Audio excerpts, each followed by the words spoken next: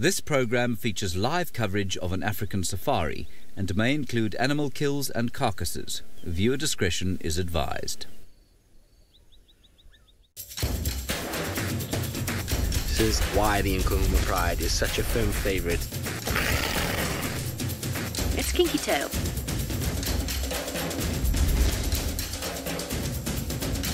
He just looks ready for a fight. This is still her territory. The Evoker boys are here to stay. Ooh. How insane was that? Good afternoon and welcome to this, the 33rd, I think, episode of Safari Live. What a marvellous afternoon it promises to be. My name is Jamie, and this afternoon David is on camera with me, and I should actually be James, because of course this is the opportunity for us to discuss all things character related, both here in Djuma Private Game Reserve in the Greater Kruger National Park area of South Africa, as well as the Masai Mara in Kenya. James will be up and running at some point. His plan, of course, this afternoon is to break the internet with talks of leopards past. Our beloved leopards. Beloved? That's not a word. It's been an extraordinary week for the characters of Safari Live from two quite specific locations in Africa. Whenever the dogs are in town, we all whoop and woof with joy, while the vehicles and mechanics howl with fear. So it was this week. Tingana continued his rather ominously silent patrols of Djuma with just one grasping song. The little chief is growing up, losing his joy for people on foot, and perhaps beginning to lose his desire for company in general. Meanwhile, the Nkuhumas paid a welcome visit. Tracks indicate that one of their number is in the process of making more for their number.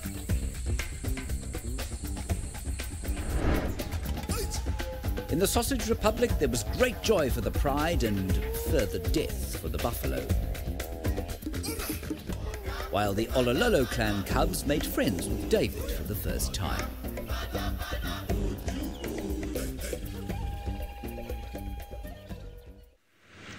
All right, so there you have it. Lots of exciting prospects since the animals have been out and about over the course of the week, which is, of course, to be expected. Well, that is what wild animals do. Now, remember that if you want to ask your questions, you can do that on hashtag SafariLive on Twitter. I can't remember if I've said that already. Alternatively, you can get hold of us in the comments section of YouTube. My plan for the afternoon is to do a cursory look around for the Duke of Djuma Tingana and his consort, the Queen of, what's her name? Tundi? That's it. The Queen of Djuma, Tundi.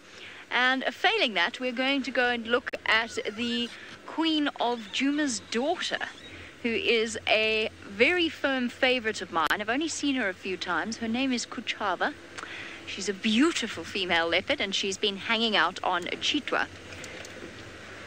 So, while I go off in search of those leopards, there is one very important missing piece of the puzzle, and his name is Hosanna, and her name's Lauren.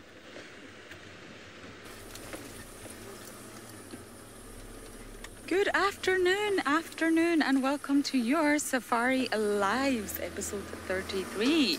So, my name is Lauren, and on camera I have Sebastian. And on this quite overcast but very sticky warm afternoon, I am searching for one of my favourite cats, which is of course the handsome yet seemingly elusive Mr. Hosanna. Now, he was seen in this area this morning, so we've came to sort of check the whole area around his last spot that he was seen and see if we can track him down. But if he's a flat cat sleeping in amongst the vegetation, it is not going to be an easy find. However, I did have some very good experiences with Hosanna this week, where he was being his perfect flat cat self. So let's take a look at those moments. Hosanna took it easy at the beginning of the week. With his wound healing nicely, His only concern seemed the pesky flies buzzing around his head. He continued to perfect the flat cat position the following day, but this time while watching some Inyala feeding in the distance. He wasn't quite ready to feed himself just yet.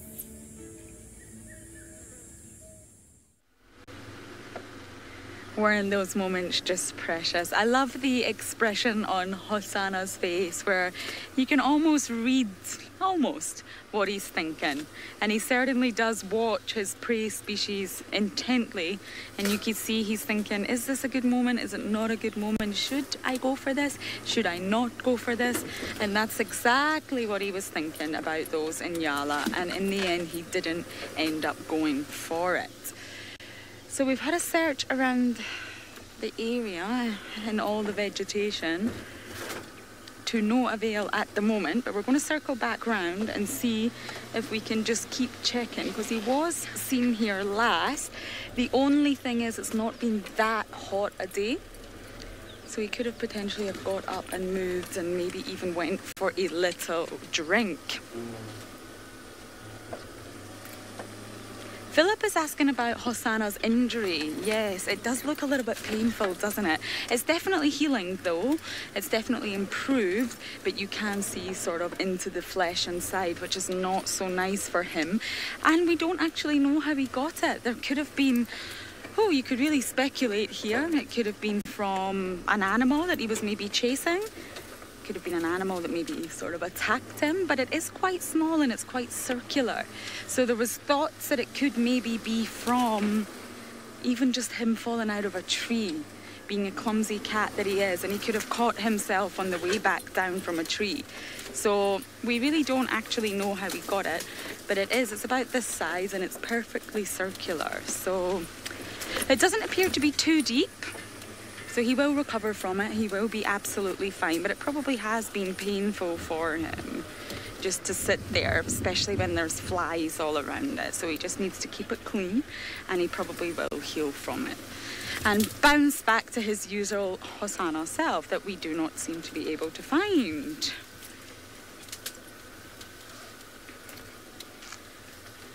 Okay, so we're going to continue looking as always, and hopefully we will find him at some point.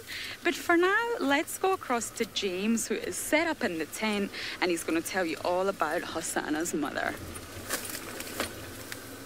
Good afternoon, everybody. I do apologise for my very tardy appearance this afternoon. This has got nothing to do with me and everything to do with Marcel, who I'm now throwing under the bus.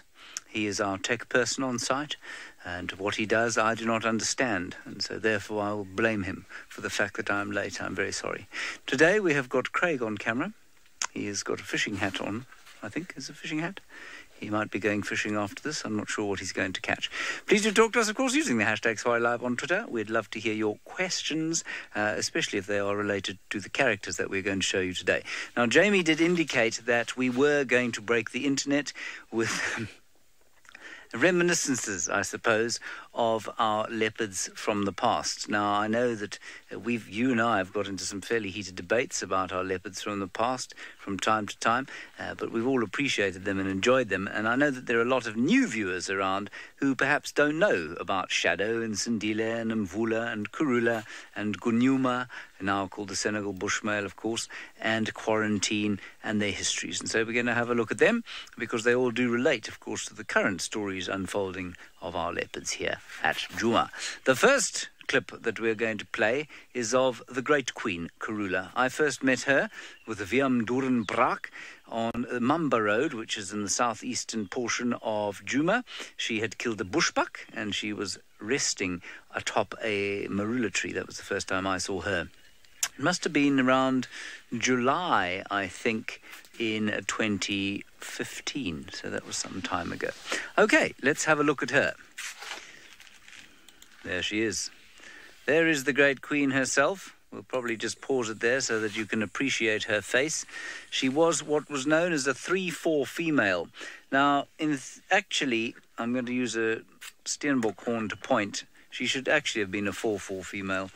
If you look carefully, she's got 1, 2, 3 spots there. There's definitely another one there, but that was never referenced in any of the things with Karula, and there are her other 4. 1, 2, 3, 4. So those were the only ones ever referenced, 3 and 4 on that side. And that was Karula. She's identifiable, of course, mostly by the wow that is written on her forehead, and I wonder if I can find it. Let's see if she doesn't move her head make it slightly more easy to see. If she turns her head down a bit. Can we see it there? No, let me just go back a bit, everybody. And pause it there. Ah, there it is. Okay. I can see it now. Well, for a long time I couldn't see it. It's there. W-O-W. Can you see that, everyone? W-O-W. And so that's how we knew it was Karula. She had a wow. Now, the next little sighting that we are going to see here is of her and her last 2 offspring, Shongile and Hosana. Now that, everybody, grew up into my favourite leopard. We're 99% sure she's now dead. We're not going to talk about her this week. We are going to talk about her on the eve of her birthday, which, of course, will be in a little while, because that's Hosana's birthday too, and we'll talk about both of them and their growing up. There are her brown eyes. That's how I identified her. She had very brown eyes. So sweet. This is the first properly good look that we got of her face, and she was a 4-3 female. If you look here, 1, 2, 3, 4, and then 3 little spots on the other side. All right, that was Shongile, and then here comes her brother, and her brother, of course, Hosana, who we know so very well, who we follow all the time. Carly, you say, tweet little face. Yes, absolutely, cute little face. Hosana's changed some in the last 3 years, hasn't he? That's very sweet. At this stage, I think they were about 8 weeks old. Look at him. Anyway, Karula was a magnificent mother. She raised many litters of cubs over her time, and she captured the hearts of absolutely everyone here. I suppose much like Tandi is doing for many of our new viewers, because she was the queen of this area, that's Karula was, and she was, of course, mother to the current queen, Tandi. Tandi was from her first litter. Look at little Shongile there, creeping round to join her brother and mother. This was the most precious sighting. I was terrified at the time that Karula was going to take exception to us sitting so close to her, but it was almost like she'd brought her little cubs to meet us, to introduce them to us. That's Hosana there. And beautiful Karula. Wasn't that special? So she died. We don't know what happened to her, of course. She disappeared in the April of 2017 she disappeared, and so it'll be 2 years actually that she's been gone come April this year. I can't believe it's been that long. Anyway, we don't know what happened to her. We had a last view of her, I think, on the southern boundary. That was my last view of her. We were doing some night testing with a new nighttime camera. That was my last time I saw her. I was trying to test the night camera, taking pictures of her, and thereafter she disappeared. Nobody has any idea what happened to her. We never found a body. We never found any sign of a scuffle or a struggle or anything like that. She wasn't old enough to go off and die like some old leopards do if they get very old, and so it's highly unlikely that that's what she did. She was only about 13 years old, and so she had a good few years left in her. Unfortunately, she didn't manage to live any longer. Hilary, you say Jamie was the only one that she hissed at. No, she hissed at quite a few people. I watched her hiss at a number of game drives. I watched her charge a number of game drives, and that was simply because they got too close, and often she didn't like the sound of human voices. She'd look up, and if she didn't hiss, she'd certainly open her mouth. A little bit like Tandi was. Shut up! Franklin outside disturbing me. Tandi is much worse, but it's definitely a human voice that triggers the response from both of them. So, yeah, she used to hiss and charge at sometimes if people got too close to her. Thankfully, we didn't get that too much on camera. In fact, it very seldom happened to us because there's only ever one person on the car talking. Paula, you say you wish you were around to meet Karula. Well, that's precisely why we're doing this. And I'm very glad that you are with us, and now you can understand a little bit more about Karula. I mean, we could have picked any one of 1,000 great moments we had with her. She was a fantastic leopard, and certainly, until she died, I would have said the most famous leopard in the world. She's watched and was followed by a greater number of people than any other leopard I know of. All right, I'm going to prepare my next historical leopard. Let's go up to the Marsi Mara, where Isaac has managed to find himself, I think, the newest members of the clan. Well, here we are with the Olololo clan of hyenas. There are so many, we cannot even count how many there are. My name is Isaac Rotich, and I have Bungay on camera. Well, it is my third visit to this great Kenneth, and I can see we have one babysitter and a lot of babies.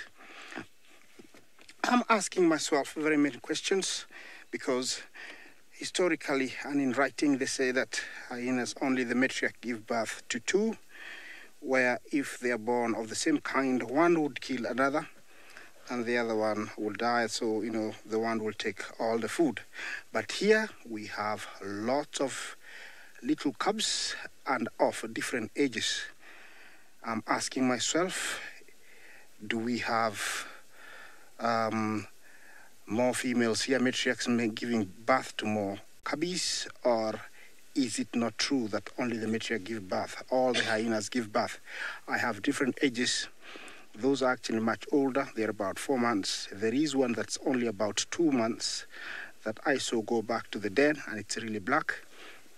He might come out later, or she. These are about, they look like 3 months old.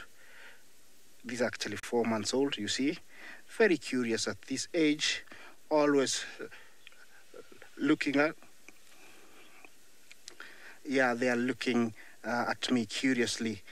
Yes, while I'm looking at this, I would like to share some nice new cubbies. We call it the Olololo breakaway.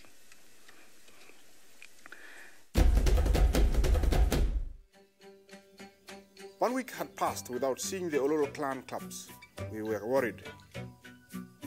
Thankfully, our concerns for their safety were unfounded. The cubs, about 6 weeks old now, are growing fast. They're well fed, mother providing for all their needs. Hyenas have a pseudo penis, which makes it difficult to sex the cubs at this stage.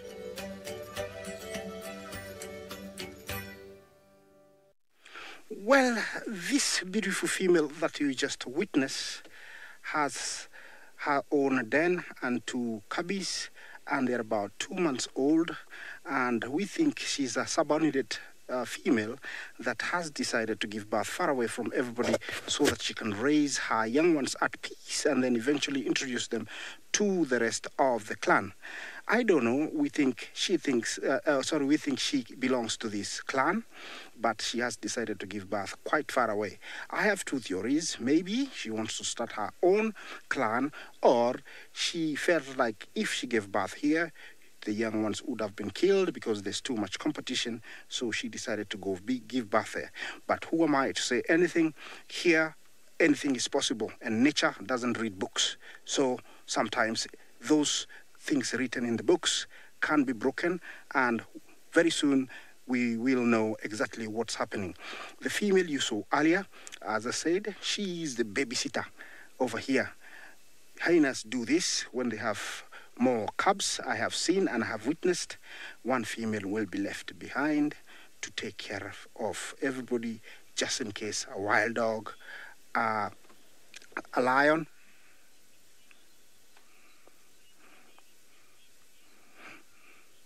Ashley, you say, hey, the babysitter must be professional. Yes, I'm sure you cannot be given the responsibility of taking care of more than 8 cubs. That's the ones that I've counted here without knowing exactly what to do.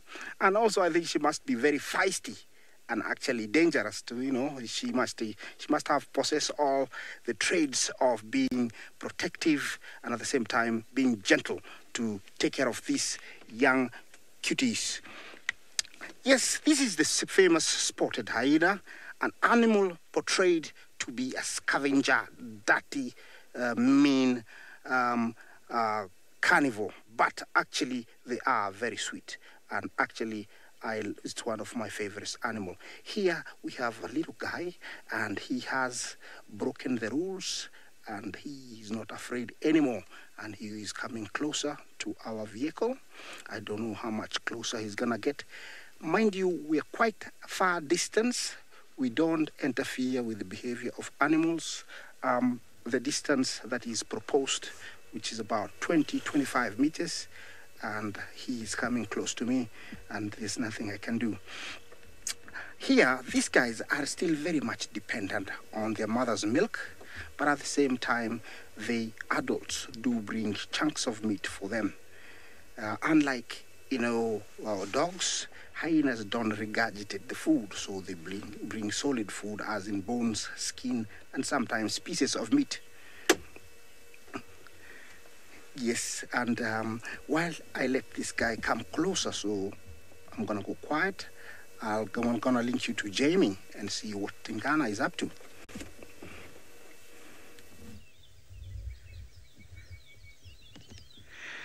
I am not sure that how aware the Mara team are as to just how jealous I am of their hyena cub sightings, because of course our Djuma clan have vanished.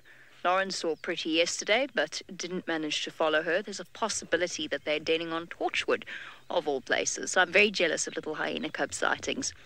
Now, for James and myself, this, and most of you actually, this is very much a trip down memory lane. This is was one of Karula's favorite pans. And if we saw the tracks for Karula and Hosanna and Shongile coming to this direction off Mamba Road, we used to come here and double check whether or not they were here. And that's one of the reasons that this road actually came about. It is Mamba Loop. It didn't exist back in those days. And it came about purely because we spent so much time checking this pan for the Queen. And those were the days. I'm trying to remember when I first saw Karula.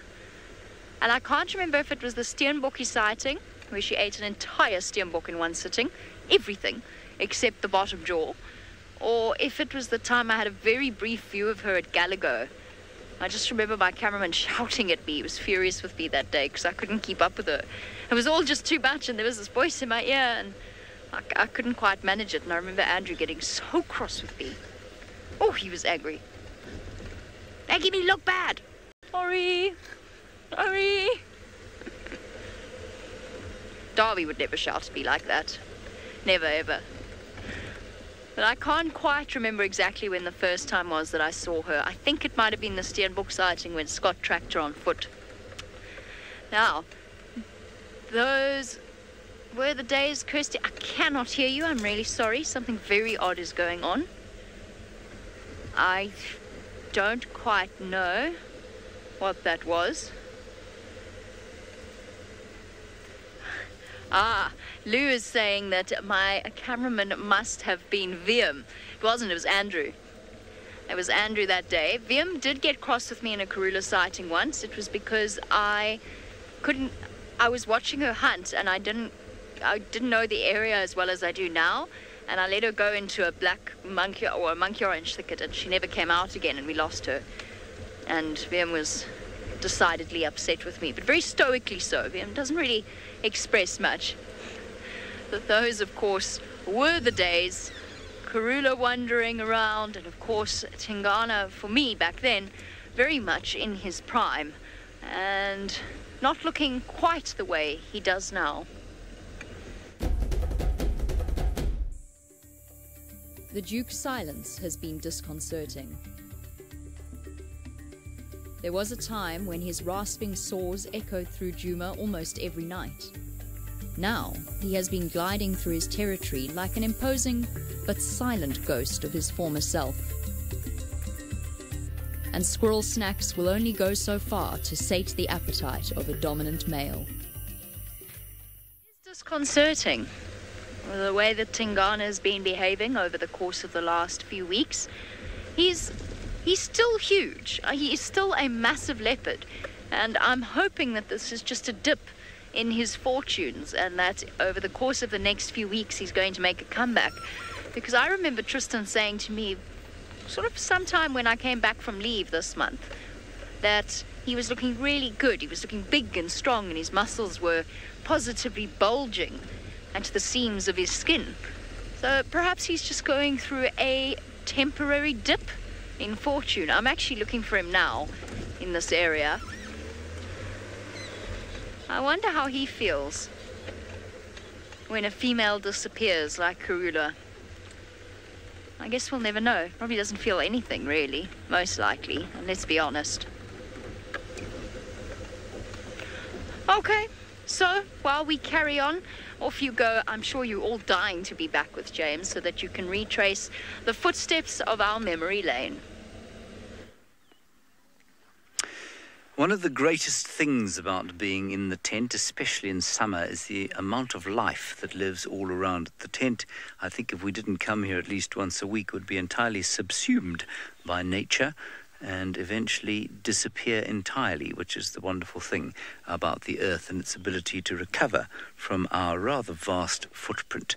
That is a bushbuck ram, and he's very relaxed, and that's probably because he lives virtually in our camp. And so he knows we're not about to leap on his back and eat him. Are we? No, we aren't. Hello. He's now greeting me. Oh, he's leaving. All righty, Craig, we can return back to the tent. And the next leopard we're going to discuss, I think, is the most controversial, because I have my theories on her and others have their theories on her. And, well, we'll never know whether any of the theories are true or whether they're just wild conjecture. Most of the theories we have about all of the animals out here are, in fact, just wild conjecture and not based on thoroughly peer-reviewed research. The next leopard is Shadow. Let's start her up. Right, now that's Shadow on the right-hand side of your picture, and that's not Barbara, her last offspring, there on the left. There we go. And Shadow was also a 3-4 female, and that's not Barbara, her last offspring. And what I think was, let me just try and move this on a little bit here. I don't know if you recognise that, everybody, but to me that looks almost a dead ringer for Tundi. They've got those same droopy eyes, and they are, of course, litter mates. Shadow was the litter mate of Tundi, and they were born, obviously, on the same day, which makes sense because they were litter mates. Not so. All right, let's continue this little one. There she goes. She had a bit of a limp. She had a bit of an attitude, but she wasn't nearly as angry as Tundi was. Of course, the great controversy about her comes in the fact that she never managed to raise a youngster to adulthood. And we'll talk about Sandila, the closest she came. This little leopard here disappeared with Shadow. We don't know if Shidulu had something to do with it. We're really not sure.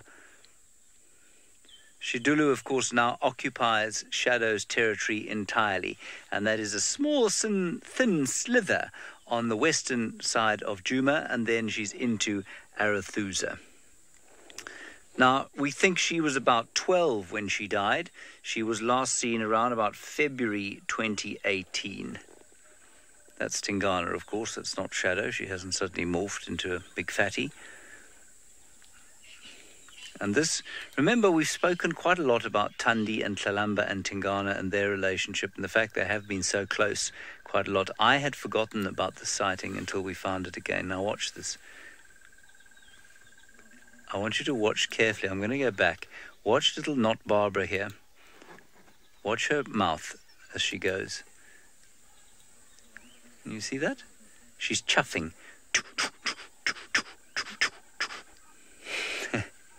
and they both immediately show submission, and then they both chuff. It's such a sweet thing to see. Shadow says, "Don't worry about Dad, he's a grumpy old sod," and off they go. Wonderful sighting of Shadow and not Barbara and Tingana. So that was a bit sad. She was born in December 2006 and unfortunately didn't make it into adulthood. And like I say, we don't know if she has a surviving offspring. Sindile, who we'll discuss a little bit later, has obviously dispersed from this area. He was the only male that we know of, and we have theories about why he survived versus some of the others. Anyway, those two disappeared. It may have been that Hukumuri caused their demise, but we really don't know, and that's very sad. I found her a slightly tragic figure. There was a lot of talk when I initially got here that the reason she wasn't successful was she didn't hoist her kills as often as other leopards hoisted their kills, but you know, there are lots of areas where leopards don't hoist their kills and they're just as successful. My theory, and it cannot be proved in its fairly way out, is that she had some kind of physiological difference where she used to come into estrus much too early after she'd given birth, and that meant that she mated and didn't give the youngsters sufficient care before they had to go off and be on their own. That might be entirely fictitious. It might be, and this is the sort of predominating theory amongst the leopard lovers out there, the theory is that she was just very unlucky. It is obviously extremely difficult to raise a youngster to adulthood in the cat world, and she failed to do it at all. She actually didn't raise Sindile. Basically, that was done by some people at a rehabilitation centre not too far from here. So she may have just been unlucky. She may have been physiologically different.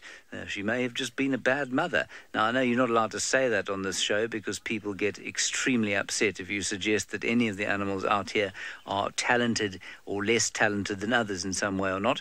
But I don't see why that shouldn't be the case. I don't see why it is that in human society some people are better mothers than others, some people are better piano players than others. I think it's quite possible. Anyway, Sharon, you're wondering why it is that not Barbara got her name, or how it is that she got her name.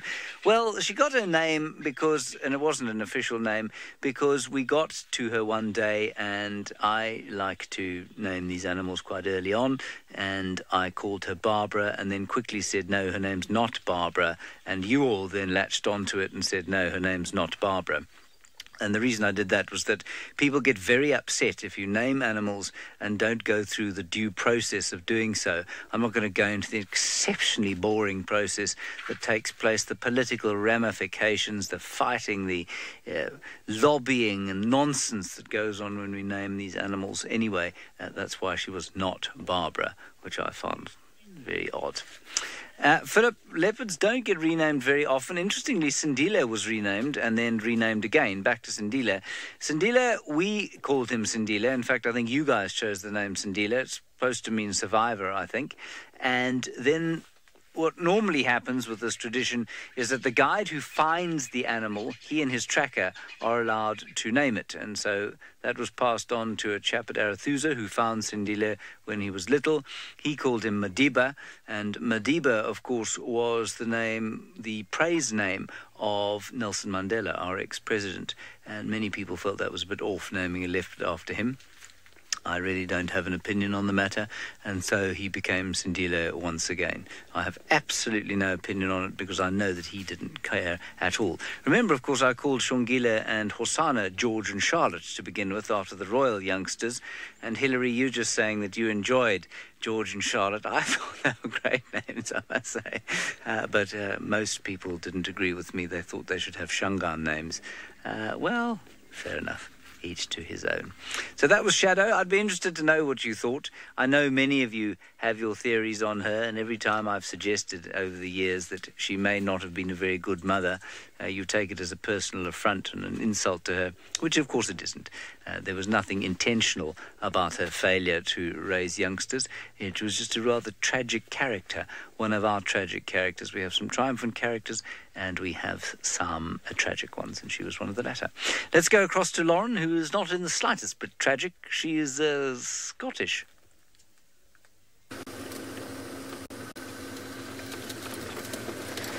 So our search for the elusive Hosanna continues. We haven't been so lucky today, but not given up just yet. Now, a lot of time has passed since we did last see him, to be fair, so he could have potentially gone anywhere. There is absolutely no rhyme or reason that he would have necessarily stayed in the same place. When a cat tends to wake up, if it's a very, very hot day, they stay flat for a very long time, especially if they're full. So if he's not full and it's not that hot, he might not stay in the same area. So this week I did have some amazing experiences with the Nkahuma Pride, who we might try and locate today as well if it's possible. And one beautiful sighting we did see is when the whole pride was just struggling a little bit to wake up that morning. So let's go and take a look at exactly how that went.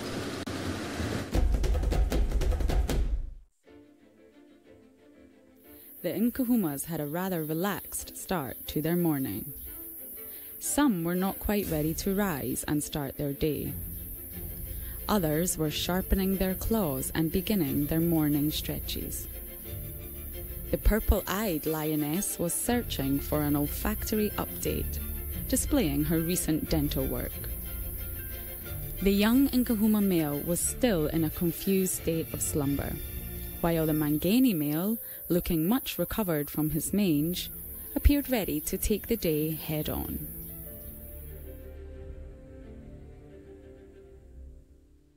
So we have located Hosanna, or should I say my amazing and wonderful cameraman spotted Hosanna. I do not know how he did it. Okay. Seb thinks he can get you a shot from this position. So let's see. Oh, Seb, how did you do that? I turned around at the right time.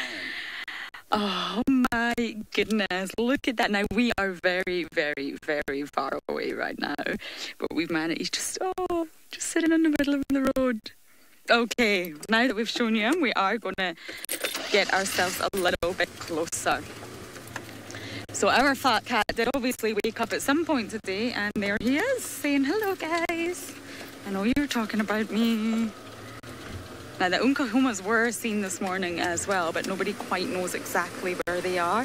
Lions tend to move a little bit more than leopards do, I feel. They tend to travel a little bit further, whereas Hosanna and Tingana are a little bit easier to spot. Okay, so we are going to go up and get a little bit closer to our boy, but for now, let's go up to Isaac and see what he is up to.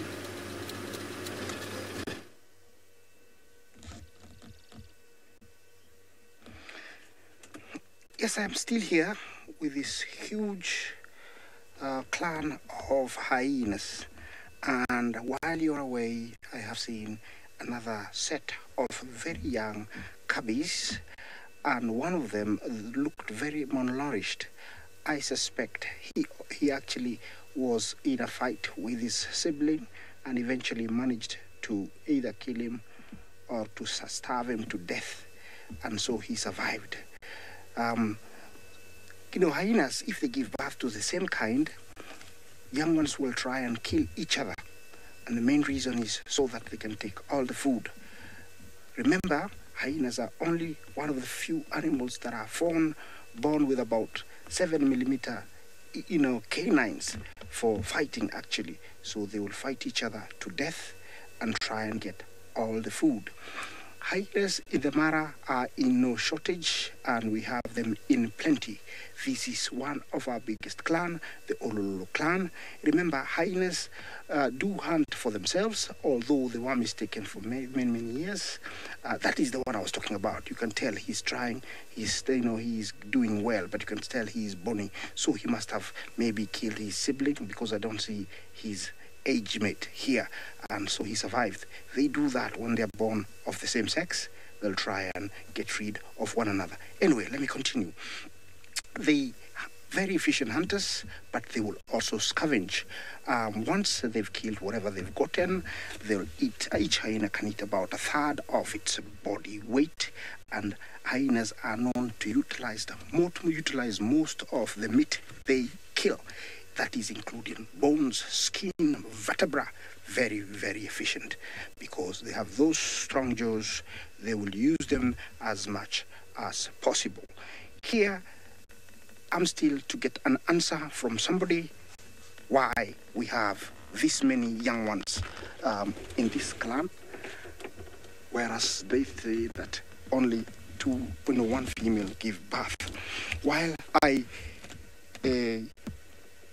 continue staking out this clan, I'll share something with you from the Sausage Tree Pride, the masters of killing buffalo.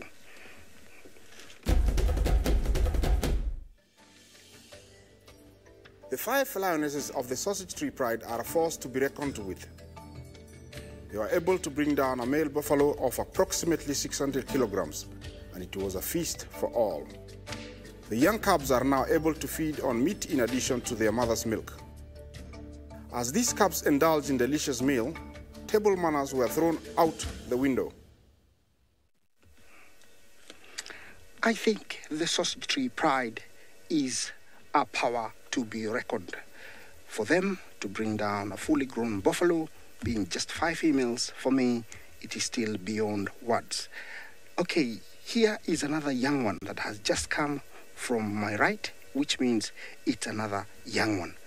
Question is, how many females are matriarchs here?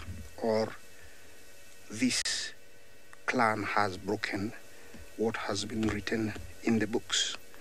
All these are being waited on by one female. She must be one tough female to be looking at taking care of all these guys. And you ask me how long before the spots appear. From the age of about 3 to 4 months, we start seeing the spots.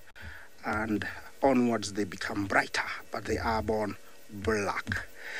Well, these guys, if I was to make a sudden move here, all of them will run to different holes that have got interlinking holes. So in case of danger or water, if water goes in one, they can come out the other. If there is a fire, or, they can go out different directions if there are too many. So it's a clever homestead that they have. And also, in case of anything, if I move, they will run because they know the other adults are not here. They are taught to scamper quickly to the nearest den. This is one healthy young one, maybe about 3.5 months. He's very curious. I think that is a cousin also coming out. Very brave. Hello, how are you? Yes, have you ever seen? Yeah, have you ever seen a Land Rover? Well, let me take you all the way to Greater Cougar, where Jamie has got Hosanna.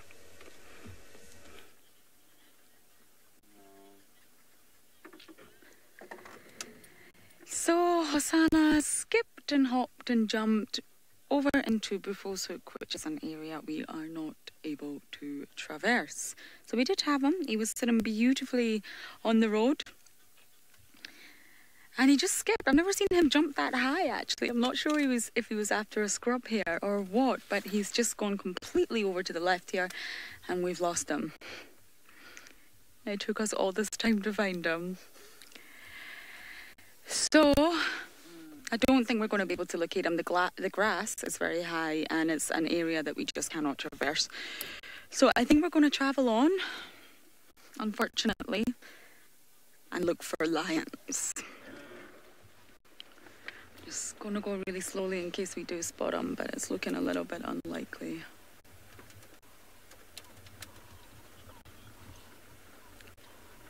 So while we do try to find you a cat that's going to stay still for more than a few minutes, let's go back over to James in the tent to talk about Shungile.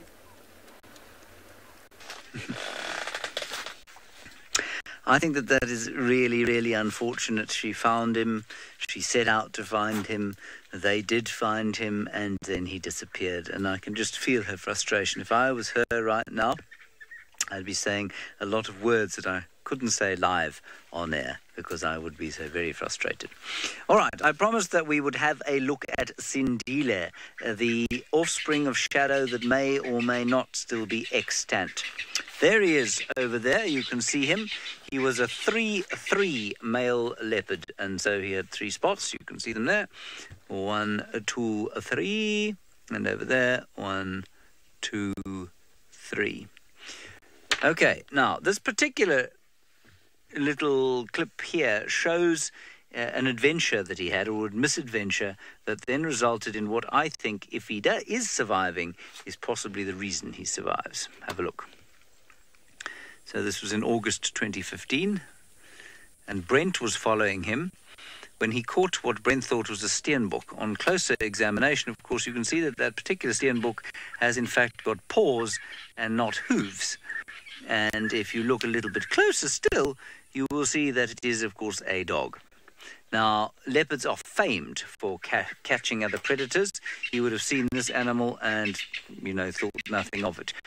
The question of how and why the animal was in the reserve was a good one to ask. And, of course, the real reason is normally that they have got rabies, that they are rabid dogs that have left home and they go wandering like this. So what we did was eventually Brent Leo Smith, Brent had to basically announce this and talk about this to all of the viewers, because the viewers were watching this show. I'm not sure how many of you watching now actually saw this. The dog, of course, is pretending to be dead. It looks like it's, for all the world, like it's gone. And watch this. And many of you saying you've never seen this before, which is great. So we'll show you this. And, there's so many layers to this particular story on domestic animal care, leopards and their interaction with human beings. And here we have the most interesting part of this particular clip. Brent Leo Smith, bottom right, you can see there. Gorgeous hair. And this was before the days of the hat mic, of course, so he didn't have a hat on. And there are the members of the Sabi Sands. And Brent, basically, they said, we need to get the leopard out of the tree. And they were too scared to get out of the car. But Leo Smith said, well, we just get out the car and clap a bit and leopard will run. So Brent did that and off he went. Okay, and what you can see there is the leopard. You can just see his white tail going off there. And there's the hound. The hound is miraculously now alive again, and the hound then runs off. Sindile goes off there, just in front of Brent. Brent's looking at the hound, and the dog runs off in the other direction.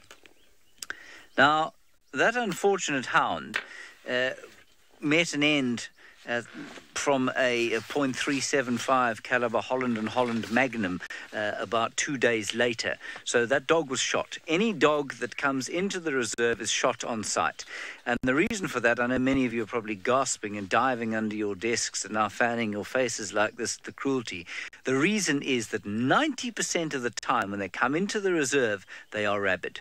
And of course, you cannot risk being bitten by a rabid dog. You can't risk that happening and then being bitten, an animal like Sindile eating a rabid dog, because they will contract rabies. And of course, once an animal contracts rabies, there's nothing you can do for them. Once they become symptomatic, there is absolutely nothing you can do for them. The same thing goes for human beings. There is one person on record that has ever survived rabies. She survives, I think it's somewhere in Northern America. I always forget. This might even be in Michigan or Milwaukee, somewhere around there. I know that one's a state and one... is Milwaukee a state? No, I think it's a town. Anyway, it doesn't matter. She lives up there. She still displays neurological symptoms. Basically, what they did was freeze her, put her into a coma, and slowly bring her out a couple of months later. It's a very interesting case study. They haven't managed to replicate it with anyone else. There is currently a woman from Chile in a... sorry, I've missed something from Kirsten there. There's currently a girl in Chile who has got rabies. They're trying to give her the same sort of treatment. She is still alive. She's in an induced coma. Those are the only 2 people. So rabies is immensely difficult to deal with. And so that's why we shoot dogs on sight. So that whole story is to tell you why they get shot on sight. That dog was shot. Its brain was sent off to the vet. That's how you check if they've got rabies, and it was rabid. So now we knew that this leopard had been in contact with a rabid dog, and that meant that we had to deal with a leopard. And there were two schools of thought. One, you just go and put the leopard down. He was very relaxed around vehicles. All you had to do was go next to him, park next to him, and you could have shot him in the same way that the dog was shot. They decided not to do that, and there was a huge amount of criticism for the approach. I think that they made exactly the right decision. We caused the problem, or humans caused the problem by allowing the dog in, so we had a duty, I think, to try and fix it. And so what they did was they darted him and they put him into quarantine in a place not too far from here in the mountains at Maholoholo, and he was kept there, isolated from human beings, fed, and he was kept there, I think it was 6 months. Was it as long as 6 months? I think it was 6 months. And then they released him again. They wouldn't tell us where they were going to release him. I cannot for the life of me understand why, but they wouldn't tell anybody where they released him. It was 8 months, sorry. It wasn't even 6 months, it was 8 months. And he showed no signs of rabies. Then they brought him back here and they released him somewhere. We don't know where. Well, a couple of weeks later, he pitched up in his mother's territory. He was absolutely fine and he was wearing a big collar. And have a look what happened here. Again, Brent Leo Smith was the chap who happened to be in the area when it happened. There's me talking. That's a bit awkward. And his second clip is over here. I'll just make it nice and big. There he is, 16th of June, 2016. That, of course, is Youth Day, appropriately.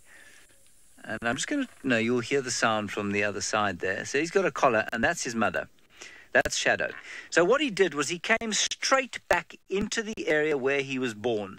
Now, they told us they weren't going to release him around here. They wouldn't tell us where they did release him. So wherever they did, I don't know. But he came straight back home, which was absolutely astounding because I don't believe that they released him in this area. And the reason that his mother is very upset, of course, is that she had another cub at this stage. Another unsuccessfully raised cub. Unfortunately, this cub died too. Could have been him that killed it. Highly unlikely, but it was possible. So Sindile, at this stage, on the 16th of June 2016, is just under 2 years old. So he's much younger than Hosanna is now.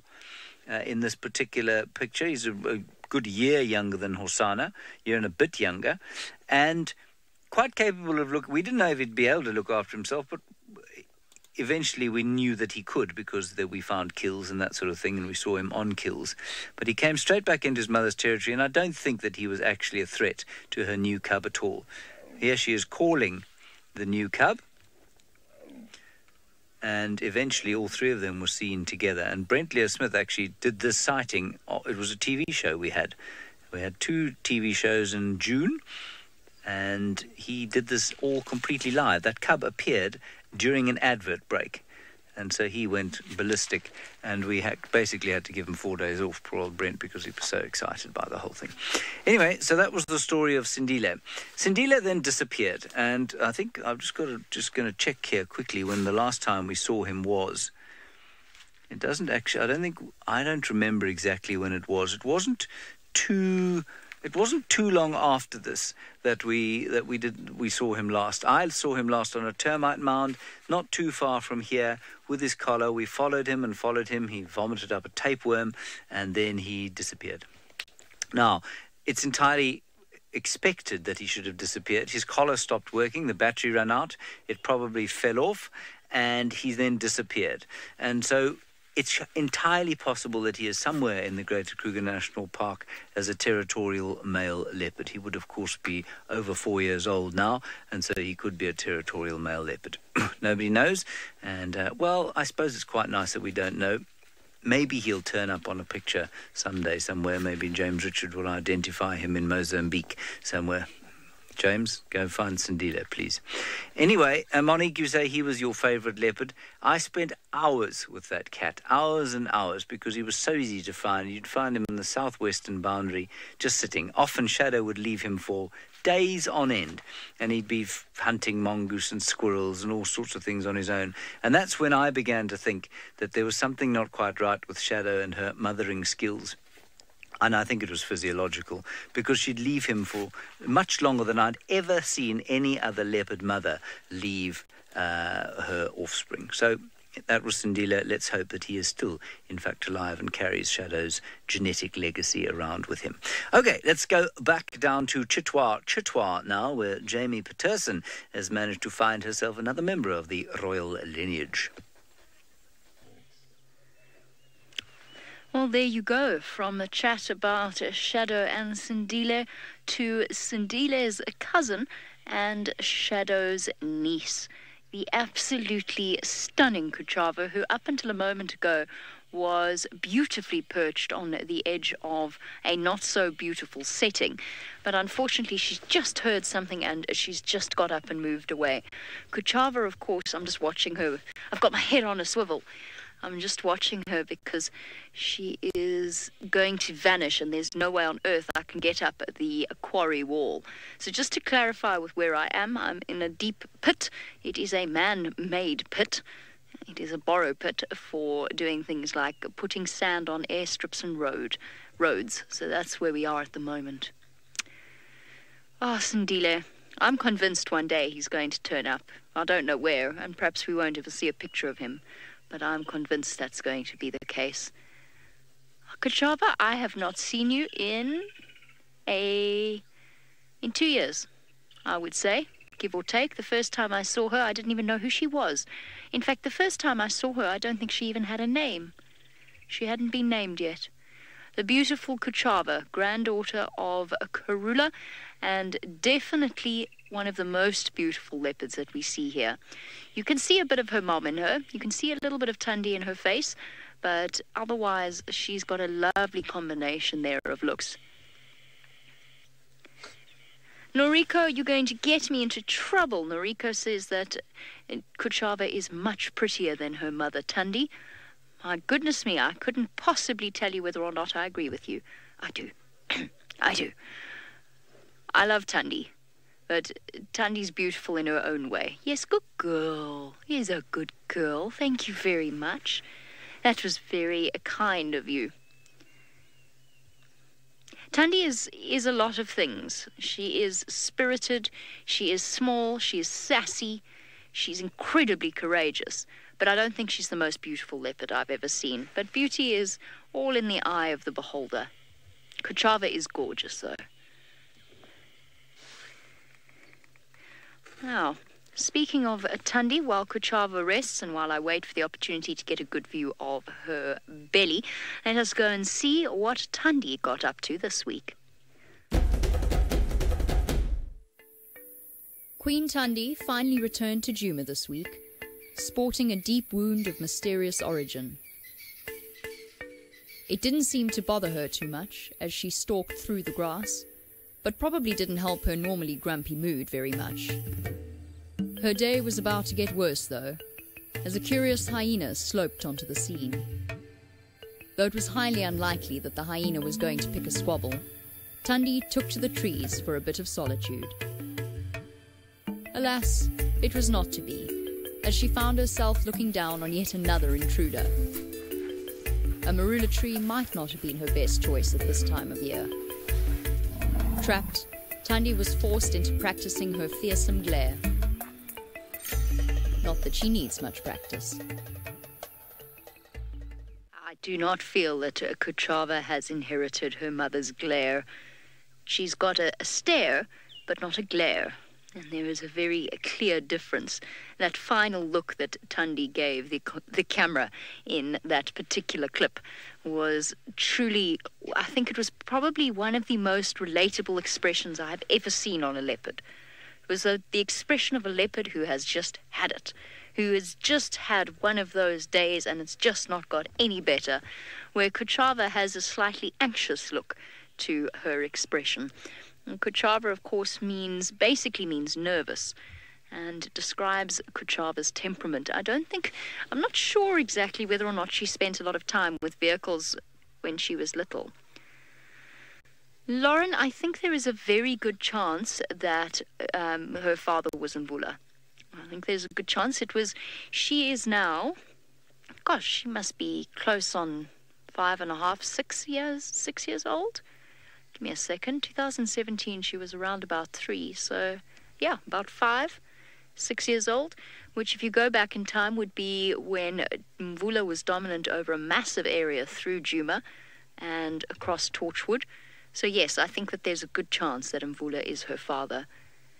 Not sure whether the Torchwood male was dominant at that time, but perhaps he has a potential to be her father as well. It certainly wasn't Tingana, I wouldn't have thought, because at that point Tingana was still in the west and he hadn't pushed all the way to the east yet. And when I first saw Tingana, he was all the way on the western boundary of Arathusa. Those of you who remember my job interview will remember Tingata. Tingata, the male leopard. Tingata and the Styx Pride. The Styx Pride, well, I mean, you know, it was a beautiful drive. The Styx Pride had cubs. I subsequently found out after my job interview that it was Tingana and the Styx Pride. I thought Stig didn't make very much sense at the time, but I wasn't really in a position to ask many questions.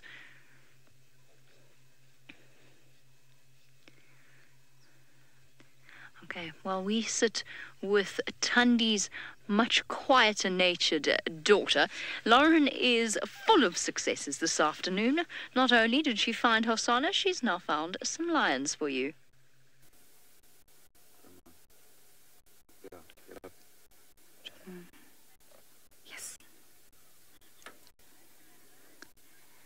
So from one cat that evaded us, we have just driven a mere not that far. I'm not even going to pretend I can judge the distance. And we've came across a different type of cat that are completely flat. Now, there are some other lionesses in the bushes, but here we're able to get the best view of a female Nkahuma lioness and a male who I believe could potentially be an Avoca male, but unfortunately this is the best angle we've had of him, so I'm not able to completely look at him. So I'm guessing it's an Avoca, but I can't confirm that right now. And this pair are obviously sleeping very closely to one another. Look at that. Oh, they are. It will not be too long before they get up and mate. But I'm not sure. We're really not sure because this is the best view we can get of them. They are also in Buffalo's Hook, the area we cannot traverse. So we're on the boundary line just now, and they're literally just off the boundary. So this is the view we've got of them, but I think it's going to be important that we keep really close eyes on them in case they just get up and start mating, which would be so wonderful to see. So I've actually spent a lot of time with the Nkahumas this past week. One sighting you've actually already seen, and there was another very interesting sighting where I might have crashed into a tree trying to follow them, and the Lioness Pride were travelling together. So before I go any further into exactly what happened, let's take a look.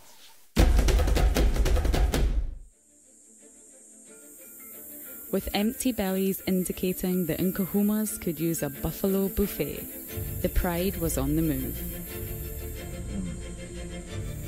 Two of the lionesses spotted a small herd of buffalo blending into the thick verdant bush, but seemingly they were the only ones intent on following this hunt through.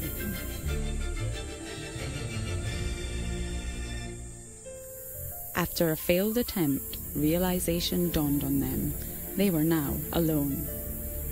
Looking glum, they began contact calling, desperately trying to locate the rest of their pride.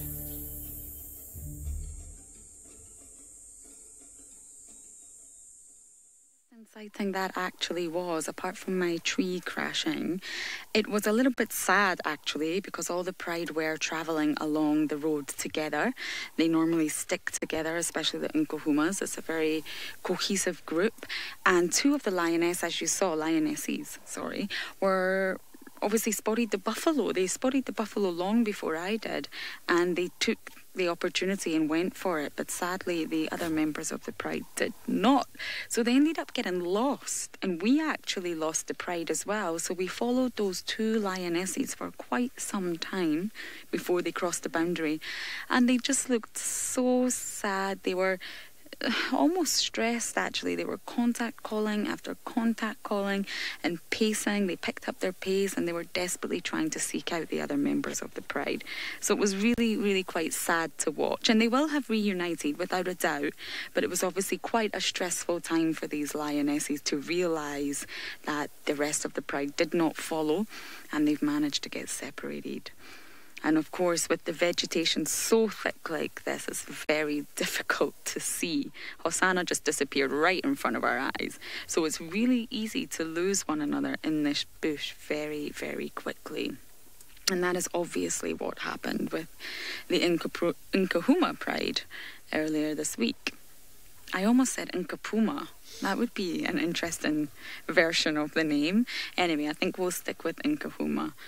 So these lions have not moved much at all, and there are other lionesses around, but I really couldn't tell you how many. We want to keep our eyes on these two as they could potentially be mating, and that is exactly what we would love to see. It would top off a very exciting day. But unfortunately, they're not moving very much. Becky's saying she would love to see Amber Eyes raise a litter, and so would I. I think she would be an absolutely incredible mother, and there's obviously a lot of speculation at the minute that Amber Eyes is indeed pregnant. So I don't believe it's been officially confirmed. It is quite difficult to work out when a lion or even a leopard is pregnant, but it seems to be the verdict that she is. So there's a very short pregnancy, a very short gestation period of 3.5 months. So if she is pregnant, if this is indeed the case, to potentially an Avoca male, we might have little avocados running around very soon. And that would just be that would be absolutely wonderful for everybody here in Juma. So we don't know, but we are obviously waiting with bated breath, Becky, as we do hope for little avocados. And it could not be an Avoca male. Lioness are promiscuous. They will mate with many males, of course, but she was sighted regularly seen mating with one of the Avocas. So again, it's all speculation. Nothing is actually 100% confirmed. So much for hoping these two were going to get up. Now, lions mate regularly and frequently, and it continues on for almost up to a week, between 5 to 7 days. So if they are indeed mating, if that is what they are doing, then there is hope they may get up just yet. But for now, let's send you across to James, who has plenty more to say about his leopards. Yet again, we find ourselves fascinated by the sight of animals mating with each other, a contradiction that I have discussed with you many times. This flower is a sesame flower, which I pointed out, I think it was on Drive yesterday afternoon, actually. Yes, a beautiful sesame flower. There it is, Sesamum alatum, as far as I can work out. And apparently it grows quite nicely in gardens. I should send it to my mother. She'd quite like to grow it in her garden, I'm sure. And it's certainly one of the most beautiful flowers I think we get out here. Okay, well, this is not some flower show, of course. This is a character-driven leopard history show. And the leopard that we're going to look at now is our friend now known as the Senegal bush male. The Senegal bush male, before he became known as the Senegal bush male, was Kunuma. And Kunuma was one of the offspring of Karula, and he was born in 2012 in December. Here he is. That's him there, Kunuma, in April. So he was just over 3 years old then. And you can see that he's got 2 spots on his nose. You see that? 2 spots on his nose. I've got a record here that says he's got a 3-3 spot pattern. I don't know how anybody's worked that out. Anyway, let me just carry on playing. I'm pretty sure that's 2. Yeah, 2 again. There he is. You can see he's got that sort of teenager look on his face, and I know this was a huge favourite of Brent Leo Smith's. This leopard was his favourite for a long time. I found him to be of a character not entirely unlike his sisters. Tundi, I mean. There. 3 on this side, 1, 2, 3. 1, 2. Yeah. So, 2, 3 male, I'm going to call him. And what he did was he dispersed away from here, spent a bit of time at Cheetah Plains, and then went down into Mala Mala. And his territory actually probably borders that of his brother, Quarantine. His mother was Karula. His father, we think, was Mvula. And we'll talk about Mvula a little bit later. Now, I say that he has the temperament of his, well, certainly the look and the temperament of his sister, because, well, I'm going to show you a picture recently taken of him that will answer or tell you that that is, in fact, the case. And I know this because my first meeting of him, I think, was probably around then. In fact, I wouldn't be surprised if that was the remains of the kill. He had just killed a fairly large kudu on his own, and I drove up and stopped. And I don't know if you remember this, but Brian, who used to work for us, he was quite a good beatboxer. And Brian, we were waiting for somebody to link to us, and Brian started beatboxing, and I started trying to join in with it. And we turned around, and this leopard was flying at the car. He got very upset with us. And we were 30 meters from him. So we shut up, and he snarled and snarled, and then he went back to his kudu and just kept looking at us like Tandi does. And this is a late or recent picture taken of him. I'm not sure who took it. It probably says at the bottom. Anyway, that's where he is, at Mala Mala. So down south of his brother's territory. I can try and show you on a map a little bit later. And for the very next picture that you look at is him doing exactly the same thing. So not a particularly friendly fellow. I'm sure that just happens to be 2 photographs that have been posted because they look like quite vicious leopard photographs, but he's probably not that unpleasant. Anyway, he is now obviously just over 6 years old, so into his prime now, and I think he and Quarantine, and we'll discuss Quarantine a little bit later, started quite young as territorial male leopards, and I think they're doing very well where they are. And unfortunately, I really didn't get to spend much time with Kunuma because by the time I started in May of 2015, he had already pressed on. Well, we saw him once or twice, but he pressed on fairly soon thereafter and found himself a territory down on the Sand River at Mala Mala, which is very nice for him. It's a very nice part of the world to live. So that was Kunuma. I'm not sure if many of you remember him too much, but many of you are saying that you love his eyes. Yeah, I think when you see his father, we think that was his father, Mvula. It was his eyes that certainly got me when it started, and they had slightly bluish eyes. They weren't, I wouldn't describe them as azure or sapphire, but they were a slightly blue colour.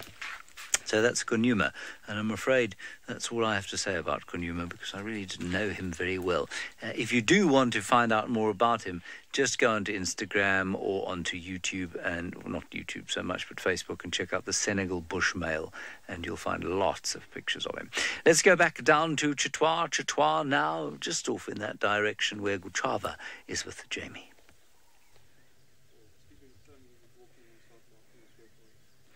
Chitwa with the lovely Kuchava, who would be, oh goodness, Kunuma would be her uncle. Therefore, she is his niece. There you go. It gets a little bit complicated when you talk about leopard family trees, especially one as fruitful as Karula's was. I saw Kunuma once and once only, I think. Maybe once, maybe twice. But it was very brief. It was just at the point where he was dispersing. And he vanished off. I didn't see Quarantine until we started driving Cheetah Plains, if I remember correctly. But I heard many a story from Brent about the antics of snarly Kunuma. Now, obviously, it skipped a few generations and went from Tandi to Kunuma. Fortunately, not inherited by Hosanna, nor indeed, it appears, by Kuchava. She's being very contrary, though. I take back what I said. She might not be as smiley as her mother, but she's certainly being contrary.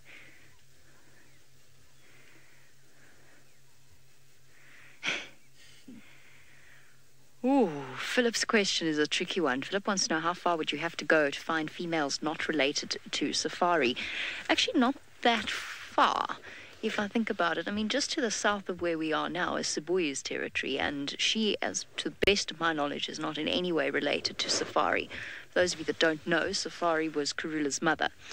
So I don't think that she's related. Nkanyeni was not related to her either. Nkanyeni is on the eastern side of Tandi's territory. Shiluva had a connection to Nkanyeni. Might have been a sister. And then who else? Salahesh was not related to... Shidulu's not related to Safari, nor is, to the best of my knowledge, unless...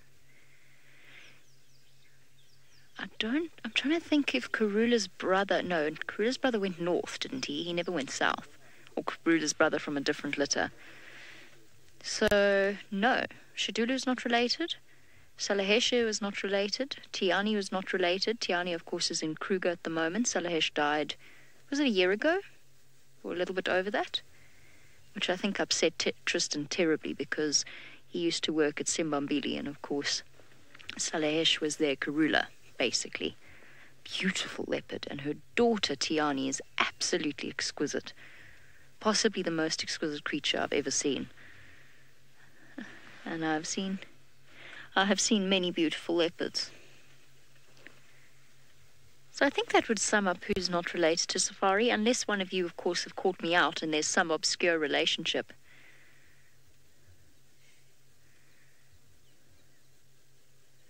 Sean, yes, that thought did occur to me while you were with James and he was talking about Kunuma, but now, of course, I didn't say it. But you're absolutely right. If Mvula is Kuchava's father, and if he was Sindile's father, that would make them half-siblings as well, in much the same way that Hlalamba and Hosanna are half-siblings, thanks to Tingana's input into matters. What a delicate way of phrasing it, input into matters. I like that. And they are also... Hosanna is Hlalamba's uncle, so she is his niece. So we have that situation quite frequently with leopards.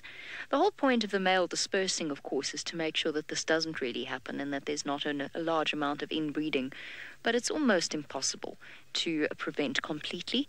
And if Hosanna stays on Juma, and if he manages to defend it as his territory when Tingana retires into a nomadic lifestyle, then he will at one point presumably mate with Hlalamba, as well as Tandi. Potentially, if she's still around. They've got absolutely no qualms about such things. And of course there's a possibility that Karula's father and Tandi and Shadow's father were the same leopard as well. Kuchava, you're a horrible leopard. Okay, guys, unfortunately, I'm going to have to leave Kuchava to make space for other vehicles. So while we navigate our way out of here, off you go across to the Mara to join Isaac, and luckily some living buffalo.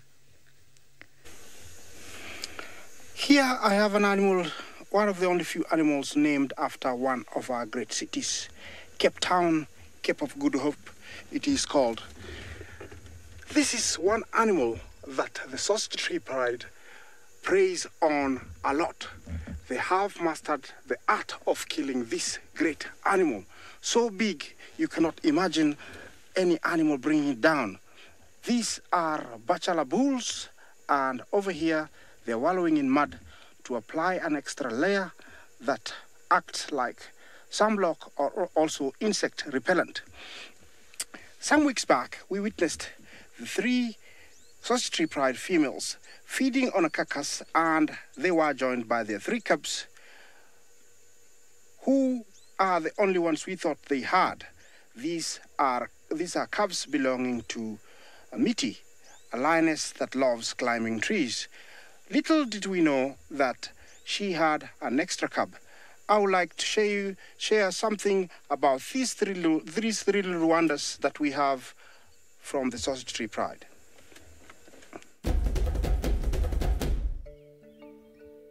These Sausage Tree Pride cubs were born during the December short rains.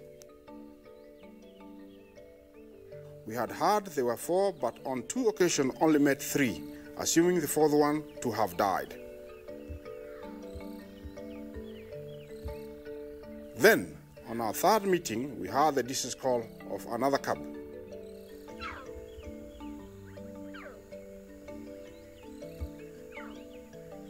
Often, mothers will abandon weak cubs, but this little one is a survivor.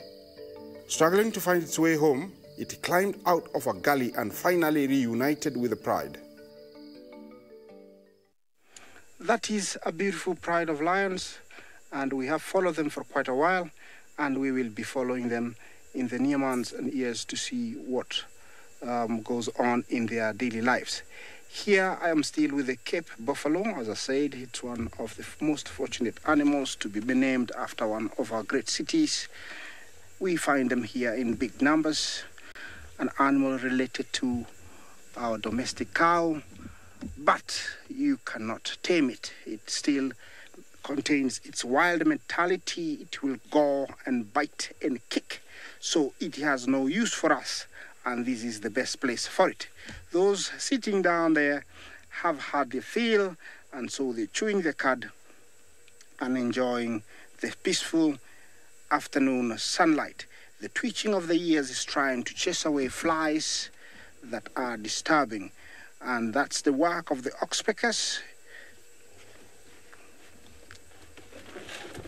Yes, I'm also very happy and excited to have witnessed the 4th cub reunion. I hope he's going to do well.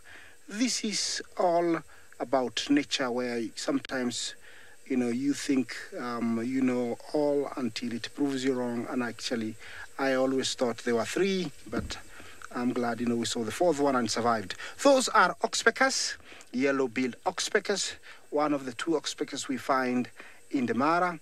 He says, get out of there. I don't want you there. Just go a little bit more behind. These are oxpeckers that clean ticks and ectoparasites that disturb the buffalo. It's a symbiotic relation where, they clean the buffalo of any insects and the buffalo gives them food. These guys are in a pristine place. There is water not very far. There is plenty of grass, and the scenery is breathtaking. This is an animal that you don't want to be close to, because although they're so heavy, they weigh almost a ton, they can give you a run for your money. They are very fast and can tap a very sharp twists, and those horns can hook on you and actually kill you. It's an animal that enjoys these great plains, and it does very well.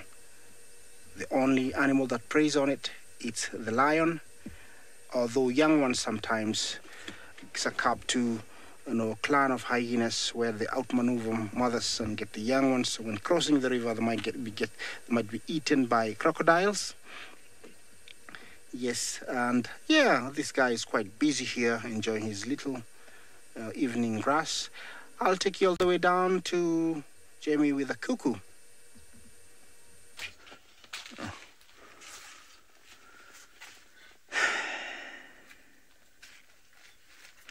We had a cuckoo for you, but it's flown away, naturally. Stood there, sat there, waiting patiently until it heard that we were going to go live, and then it flew away. It was a Levalliance cuckoo, an adult, but it's gone.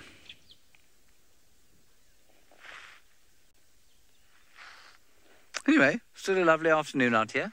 Do you want to go to Lauren now, or are we going to do a leopard? I'm now talking, of course, to Kirsten. She says we're actually going to link to Lauren and her lions, which are there-ish.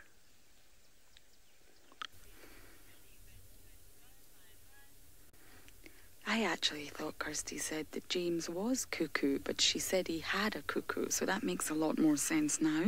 So our 2 lions are flat, but we do have another Nkuhuma female who has just came and joined the slumber party. So there's 2 females here belonging to the Niconico Pride and 1 avoca that we tend to call avocado here. It just comes naturally. So I've got a little bit of a spanner in the works with 3 of them here. So I'm not sure if mating will indeed take place, but it's interesting dynamics. I haven't seen a male lion of this status be so close to a female before without mating. So we're really sitting on the edge of our seats here, hoping that they are going to get up, but to no avail. They did make a brief stretch earlier, but that is literally all the movement we have had. And of course, we can't get you any closer. We are stuck with this angle. So I really don't know if the avoca is mating with them or not. Now, as I mentioned before, they do mate fast and furiously. It's an ongoing thing for a number of days. And they do it very, very regularly. And this is to combat the fact that it's not always easy for a female to get pregnant. So they mate a lot to stimulate ovulation and then, of course, fertilization. So it's an exhausting event for both of them.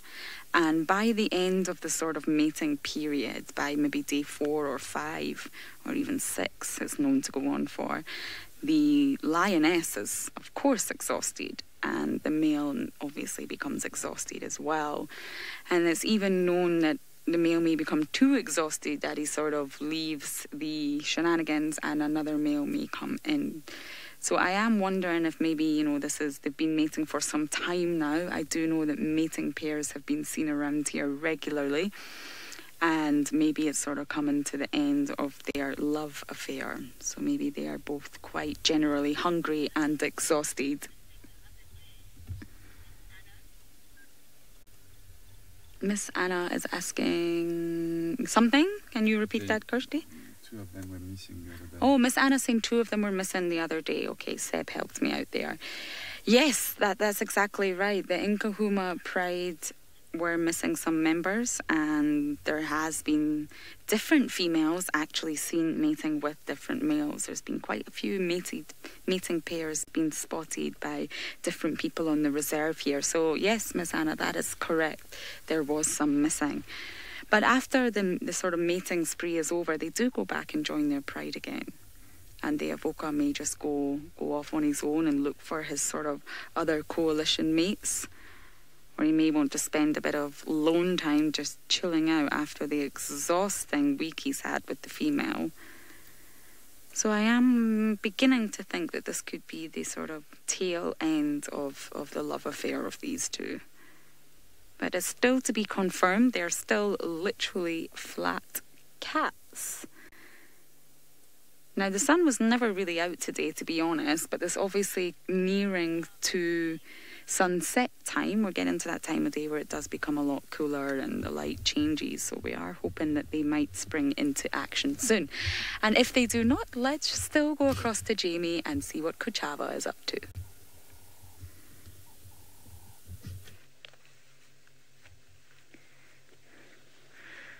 All good news is that we are able to stay in this Kuchava sighting, because apparently there aren't any other vehicles coming, which I thought there were.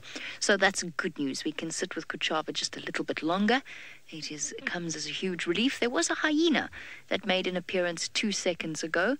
I'm not 100% sure which hyena it was. It looked like it might have been June, but it was very difficult to tell because all I could see was its head and its shoulders sticking up above the tops of the grass. But it came very, very close to her. It definitely wasn't pretty or corky. That much I can tell you. So a hyena made a brief appearance and then shuffled off past her. So obviously they've gathered together, attracted by the smell of her kill. And apparently it was a daycare, so I suspect that she has finished off what was left of it. And now is just sleeping off a rather full belly. Still haven't had a good look at her tummy.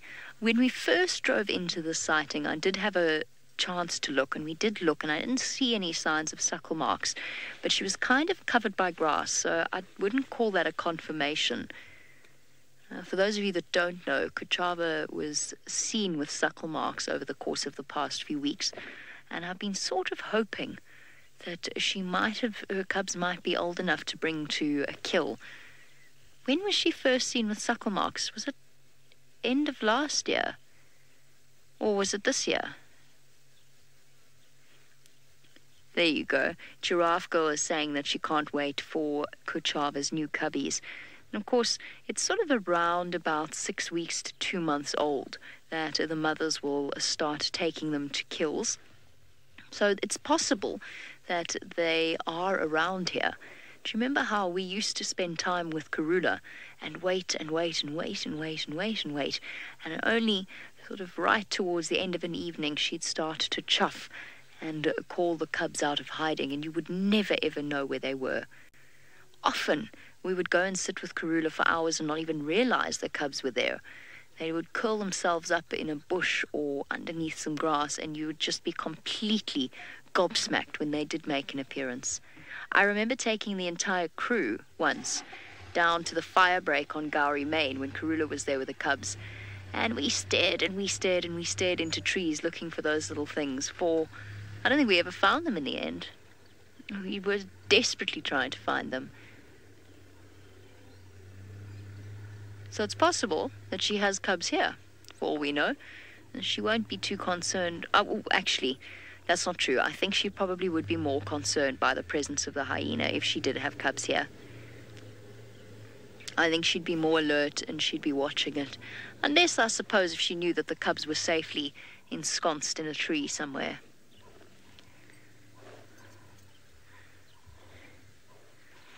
Kuchava is very sleepy now, so while we wait to see whether or not she's going to get up, let us, as Kirsty just said, go across to James so he can disquass one of the other leopards.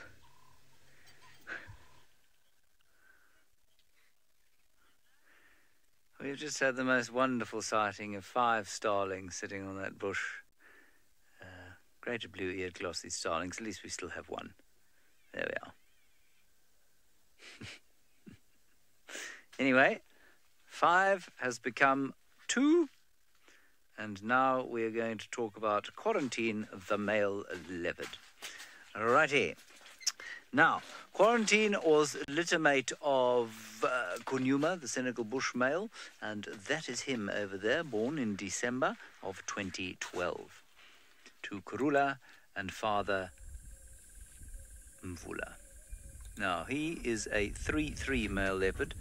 I think that's... let's just play this a second. Yeah. 1, 2, 3, I think, on that side.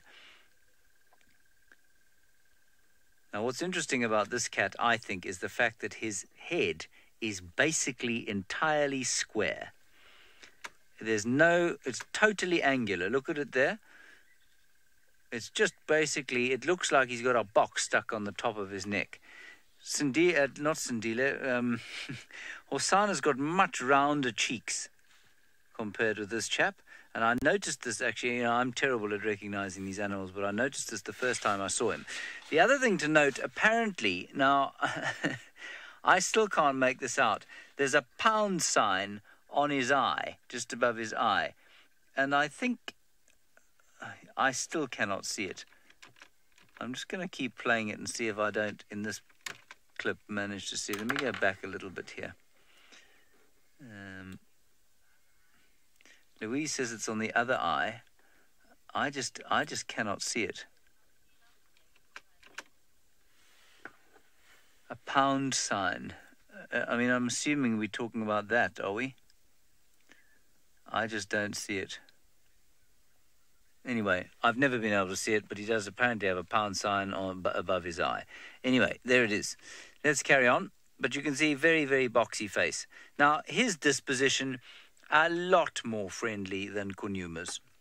He's I've never saw him snarl. I didn't see him many times, and I never had any kind of feeling that he was uncomfortable with our presence or discomforted by our presence.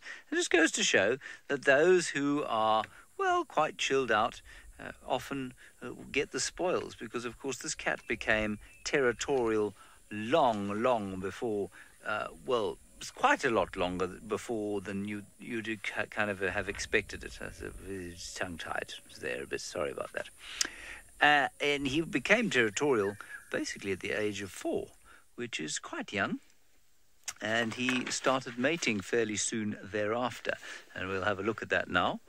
Let me just go back to where I need to be.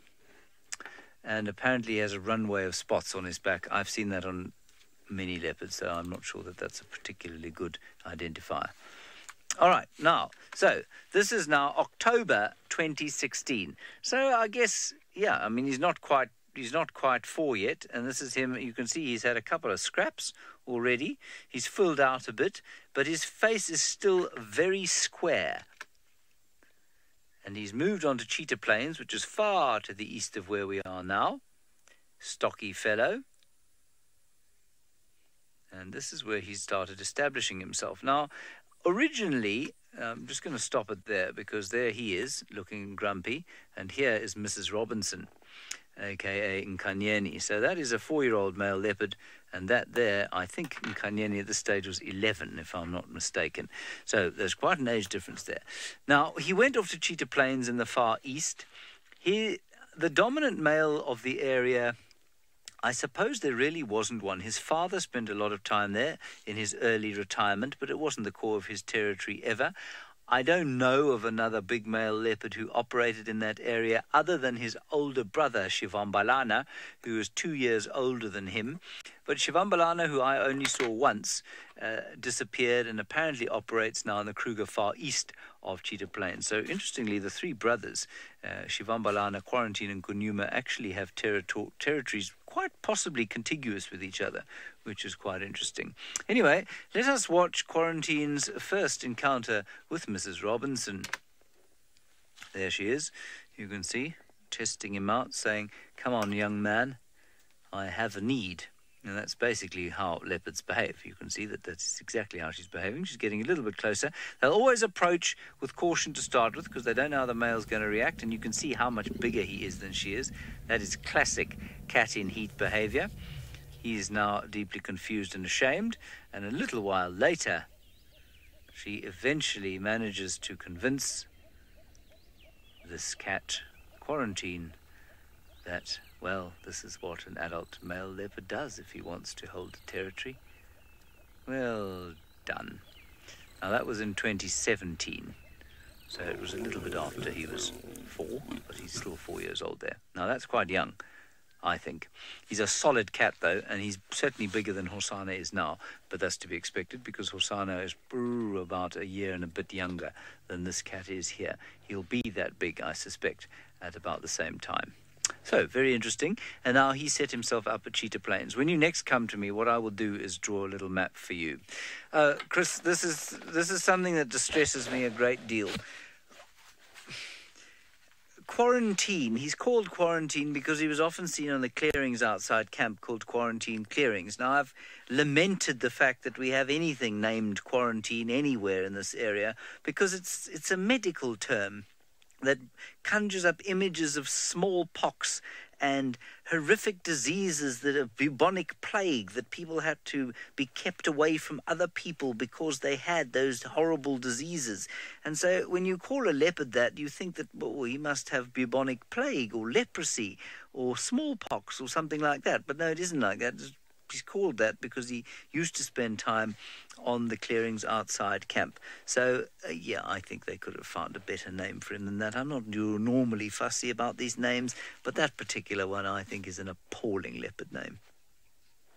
Quarantine, smallpox, pestilence, disease. Not very nice. Much better name, of course, is Kuchava, which means she who is afraid. But she isn't really very afraid at all. Yes, smallpox would be a terrible name for a leopard. Quarantine is definitely better than the name smallpox or measles or something like that. Or vaccination. Imagine if we had a leopard called Vaccination. That would be absolutely appalling. Kuchava is a lovely name in comparison. It really is. Hey, girl. Yes, you're beautiful and you've got a lovely name. It suits her. I really feel that It suits her. It fits her perfectly. She looks like a Kuchava. I know, obviously, people grow into their names, and so do leopards. I, for example, my first name is not Jamie, but I've just always been a Jamie for as long as I can remember. And apparently from 2 days old, I was a Jamie. And leopard's much the same, I guess. Hosanna is a Hosanna. It's perfect for him. Shadow, of course, used to be called Tingana at one point, for she was quite shy in comparison to Tundi. No surprises there. And then it morphed into Shadow because, of course, she was like a shadow in the night. And there's lots of different names out here. Kuchava, she of beautiful name and beautiful face, has not moved at all. Well, she's slowly drooping over the side of this dip. I think by the end of this afternoon she may actually have slid all the way down to the bottom and be lying in a very uncomfortable pile of sand. That's the way she seems to be going. She's actually melting. She's been trying to get comfortable, but she's actually just melting down over the side. Now, earlier on today, I mentioned the disconcerting silence of the Duke of Djuma, definitely not Kuchava's father, but Tingana himself. The good news is that he seems to be making a comeback. Tingana is sawing at last. His calls filtered through the woodland and brought us in to join his morning patrol. But the duties of a territorial male require more than just calling. The Duke had to make sure to double-check each and every scent mark, checking that no male had taken advantage of his silence. He then deposited his own scent mark at the same time. Perhaps the scent of buttered popcorn was irresistible, because he settled down to give his own scent mark a taste. I can only hope it tastes as good as it smells. Things are not that desperate yet, Tingana. Stick with squirrels. Go too far into anthropomorphizing the leopards. They do something like licking their own urine, and we are sharply reminded that they are, in fact, wild animals governed by very different rules to humans, because, of course, it's considered something of a taboo. So, first of all, whittle all over the place to mark your territory, and secondly, to then lick it afterwards. Highly, highly unpleasant habit. If it is something that you do, I apologize for offending you, and I do hope that you get help. I don't know why he did that. I assume because there was something that smelt interesting there, and perhaps he just thought rather than phlegm and grimacing, he just thought he would actually transfer it onto his vomeral nasal organ via his tongue, that organ that sits at the top of his mouth. Or maybe he just wanted to taste. Maybe it's something he's always wanted to do. Maybe he's walked around going, my urine smells amazing.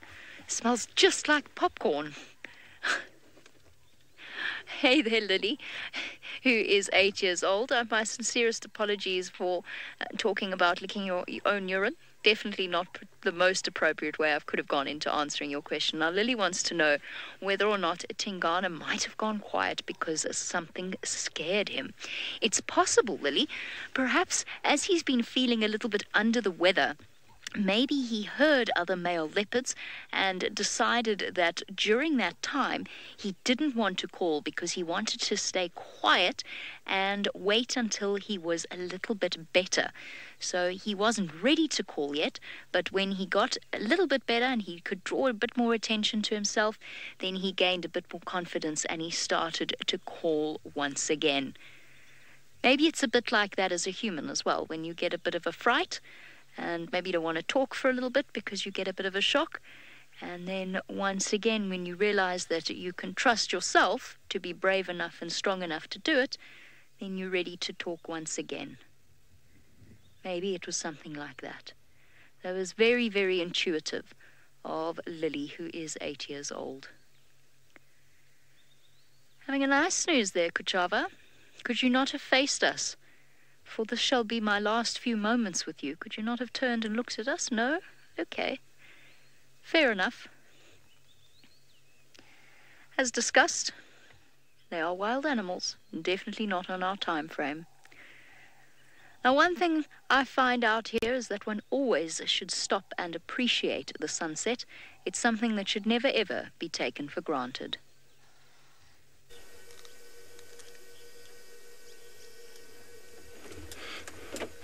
Well, my game drive has taken me all the way down, and there's been no much luck with the cuts, so I decided to come back to this quite rested clan of hyenas. Over here, mothers have come back, and little ones are very happy to see them, and they're all getting their fair share of milk. Those two there, looks like they are getting it, but there is one to the right that is not getting it as much. Before you came in, he was being chased around, but now looks like he's getting. There is another mother here who is quite busy doing what she's supposed to do, and you can tell this cub is lucky. He is the only one, so he can utilize those two tits without interference of anybody else or fighting with anybody else. Unlike dogs and unlike cats, hyenas have only two mammary glands.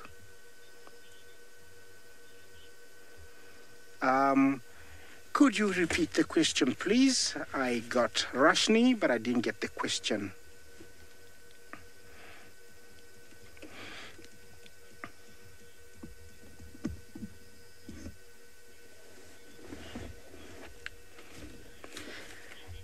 Yes, simplicide or infanticide is very common.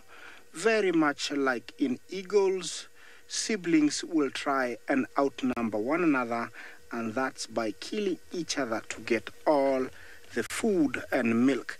That is called simplicide or infanticide or Cainism. Remember, in the great book, they say between Cain and Abel, when he killed his old brother so he could get all the food. This is the same thing that applies here, but usually it is when cubs are born of the same sex, then they will fight. These two are still fighting, and I would say they are the same sex. Look at that, quite funny. Yeah, both of them want milk. Yes, if both are born of the same sex, let's say females, then at a very early age, one will try and kill the other one. If they're born males, same thing will apply. So it does happen quite a lot, and it's something that we cannot interfere or change. Look at that guy. This is the guy I saw earlier, and he looks very scruffy. The mom is not back, so he might have survived by killing his younger brother. That's another older one than the other one that went to the right. There is so many young ones in this clan.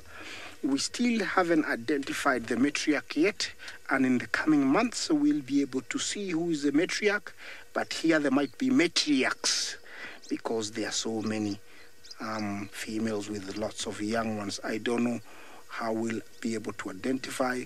We might have just to go by giving them names, but up to now I haven't actually picked some identification marks that usually pinpoint certain individuals or characters. So it will take me a bit more time to come and just sit here and observe. Look at those two.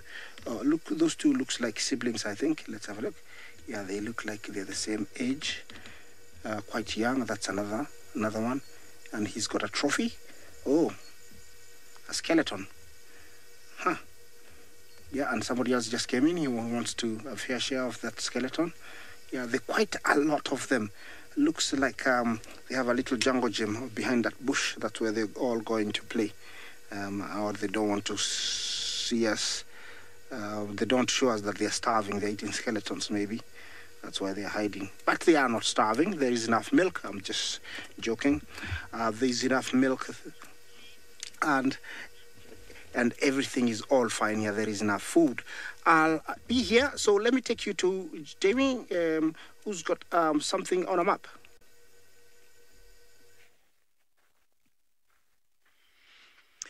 What do we have here, everybody? Well, everything is fine. Up in the Mara is a map of the northern Sabi Sands. All right, just to very quickly, that's Biffleshoek, that's Torchwood, that's Djuma, Simbambili, Arathusa, Elephant Plains, Arathusa Private, Londolozi, Malamala, various things including Little Gari, Chitwa, very important, Cheetah Plains, and Coral. There are two little properties south of Chito as well, and Coral. Okay, then the Kruger Park on the east. That's there. And now I'll be able to explain where those male leopards are. As far as I understand it, and I don't know this for sure, Shivambalana occupies pretty much that area there, I think. Young Quarantine has taken over, I don't know if he goes all the way into Biffle's Hook, but let's just say that he doesn't, and he's got Torchwood. And basically half of Torchwood, and Koro, Cheetah Plains, that's probably his boundary there. So maybe he does go into the Kruger a little bit, and maybe Shivambalan is a little bit further off that way. We've got now his brother, the Senegal Bushmale in Mala Mala, a.k.a. Konuma, is probably that area down there. So we've got Shivambalana, Quarantine, and Konuma. Tingana currently occupies this area here. And of course, Tingana is unrelated to this bunch. All right, he's the only one that's unrelated to these two. So that's Tingana over there. And then the Hook is this area here. That's Hukamuri's territory there, plus minus. Gijima up north here in Biffle's Hook. And probably this skittish male who we think Tingana may have had the odd run-in with in this area over here. All right. So, Linda, you say this is the best drawing you've ever seen me do. Well, thank you very much. I'm very complimented by that. I'll just draw you a few leopards because I know you'll enjoy that. There's Gijima. Here's Tingana. Yes, Laura Moore, I definitely do need a second colour marker. That's Tingana. Grr. Yeah, good. Okay. So that's where all the male leopards are, especially the three that we showed you. So that's, well, typically horrific, really. Let's go back inside and have a look at our final leopard, who was my first favourite leopard here, until he shuffled off this mortal coil. I must say, I use that term, shuffled off this mortal coil, quite a lot. And it is, I didn't know this, but it was pointed out to me by a viewer that it's a Shakespearean term. I've forgotten which play it comes from. But I was saying shake off this mortal coil, and this viewer was deeply upset by my misquoting of the bard, and so I do apologise. Now, Mvula, there he is. Grizzled old fellow he was in March of 2015. There we are. Now, he was born in 2005. And so by this stage, he's already 10. He did not age particularly well, I have to say. He got old pretty quickly, and he was never an enormous male leopard. He was a 4-3 male. You can see the 4 spots here. 1, 2, 3, 4. And he had 3 on the other side. But his eyes were utterly captivating. Look at them. Just a very slight hint of blue. Anyway, there he is. He's looking much better. He started, in this particular picture, he started to lose mass, though, on his hindquarters much more quickly than I would have expected. And it's this gap here. Can you see that little gap there? That for me is always the indicator that a cat or dog is starting to get on. Started to lose, I mean, he looks hugely heavy in front there. And so at this stage, he is, well, he's 11 years old. We don't know exactly which month he was born. Anyway, he was born on Lion Sands, which is down to the south of the what am I going for? Of the Sabi Sands. There he is, looking much older still now. And there he is, of course. Well, I mean, look, he was 12 years old, so that's not too bad. He went on for a lot longer than we thought he would. So at this stage now, as you see him there, he is a leopard without territory. He's gone into retirement. And he did this, I'm trying to remember when it was. I think pretty much Big Cat Week in 2016. Was it 2016? Yeah, I think it was. When this cat basically went into retirement. He we followed him for a full day. I remember it was during the Big Cat Week, during the TV show. We followed him for a full day. He'd eaten something in a tree, and then he went off and he killed a monitor lizard, and we lost him for the afternoon show. And thereafter, he stopped marking territory. And he spent a lot of time on Buffelshoek, and then he'd go down to Cheetah Plains, where there wasn't a big territorial male. There was just Quarantine and Shivambalana. They were setting themselves up there. And he actually, in his retirement in Buffelshoek, he mated with a female who, unfortunately, Tingana then took exception to and ate after he had mated with her. So his chances of leaving a little bit more of a genetic legacy disappeared there. Now, here he is. You can see he's losing it in the hindquarters completely. He's a very old cat at this stage. I mean, look, he could have been as old as 13. So we don't know exactly which month he was born, but of course he was, born 2005. He could have been as old as 13 here. But you can see he's not looking great at this stage, and these are the signs you're going to watch out for on Tingana now as he gets older. Look at the way the hips are starting to stick out, despite the fact that the forequarters are absolutely fine and he's got food in his belly. And then look at that picture of him. And I think, if I'm not mistaken, this may well have been the last sighting we had of him. The last picture I saw of him was at Londolozi, where he just looked horrendous. Unfortunately, he just come to the end. So, may have made it all the way to 13 years. But wasn't he a beautiful leopard? And I especially loved this. These just slightly blue eyes that he had. And I also liked him because he wasn't big. He was, I would have said, an smaller than average male leopard, and of course being slightly smaller than average myself, I quite like that. Anyway, that was Mvula. We've got one more clip of his to show you. Have we got time? We do have time. Quickly, let me quickly play it for you. Let's play as much of Mvula as we can. Now, I think in this particular clip, he is chased by a lion. Look at him being chased here by this lion. Look at this. It's amazing. Look at him being chased by the lion. Lion chasing him. Up he goes into the tree and escapes all the way up to the top. Absolutely brilliant this was. To see that, absolutely amazing. And you can see, obviously, he was terrified when it happened, but he managed to climb up easily out of the lioness's way, and you saw the lioness go up after him. Shall we look at that again? That's actually really cool. Let's watch it again. I like to be able to do this. Okay, let's go right to the beginning. A bit of a blur to start with. Here we go. Leopard running, lioness catching, leopard straight up, lioness actually fell off the tree there. That's classic. So, a lioness in a flat-out sprint will be faster than a leopard. A leopard will be quicker off the mark, but the lioness's greater stride will allow it to catch a leopard like this in a flat-out sprint. And so the leopard has got no option but to explode to top speed as fast as possible and then jump up into a tree, which is exactly what he did. There he is. A very experienced, wily fellow. And then a lady came by. Was it a lady? I think it was. I don't actually know who that was. It's Karula. It's Karula, is it? I don't remember who that was. It was Shadow, sorry. There we are. Shadow came by to say hello. And this probably resulted in quite a lot of mating thereafter. Interestingly, that what I didn't say about Sindile, she's definitely an estrus, that leopardess. There we go. And the mating took place. Interestingly, with Sindile, we don't know who his father was. Could have been Mvula, could have been Tingana, could have been another one.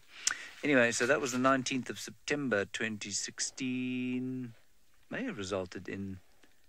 Isn't that interesting? Wouldn't that have meant that Not Barbara... Yeah. He could have been Not Barbara's father as well. That's quite interesting. I'd forgotten that. I now remember that we've talked about that before. So maybe Tingana wasn't Not Barbara's mother. At least father. Fantastic. Just great machinations. Thank you very much for joining us on this little trip down memory lane. I hope you enjoyed it. For the last few minutes, let's go back to Jamie Patterson down with Guchava and Hyena at Chitwa. Kirsten is the hero of the hour because she allowed you to come back last minute to our last minute hyena. Not the same one that was bothering Kuchava, but a different one, a little one. And I can't see who it is because it keeps going behind a bush. Come back here, please. Are you going to the water? What is your plan? We're right on the boundary with Gowrie, little Gowrie. No. Come, give us a good side shot. Come on. Ah, there you have it. How's that? There we go. So, close to Torchwood. It would be so tempting to follow it if only we could. But unfortunately we cannot, for I have an engagement that I have to head off to a little bit later. So sadly the search for the hyena den will have to continue, well, tomorrow. And on that note, it brings us to the end of this, the 33rd episode of Safari Lives, as our hyena wanders off onto Little Gowrie. All that's left for us to do is to bid you a farewell and, of course, say a big thank you for joining us and of participating in the conversation of Leopard's Past. I'm sure you all enjoyed it. I know that James did. And what a walk down memory lane it has been. See us tomorrow for the Sunrise Safari, wherever you happen to be. Enjoy yourselves.